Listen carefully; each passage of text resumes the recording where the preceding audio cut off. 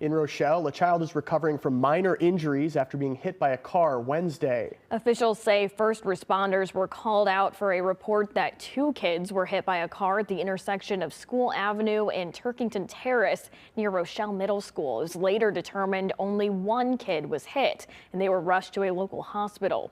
According to Rochelle Fire Chief Dave Salzville, a school bus driving west just cleared the nearby crosswalk when 2 children entered it to cross north and stepped into the path of a car heading east.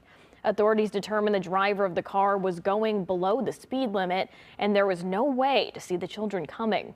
So far, no citations have been issued.